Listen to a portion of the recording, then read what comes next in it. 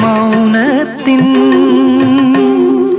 ഇടനാഴിയിൽ ഒരു ജാലകം മെല്ലെ തുറന്നതാരോ, ചെല്ലപ്പൂങ്കാറ്റോ പൂനിലാവോ, പൂനിലാവിൻ തേരിൽ വരും ഗന്ധർവനോ.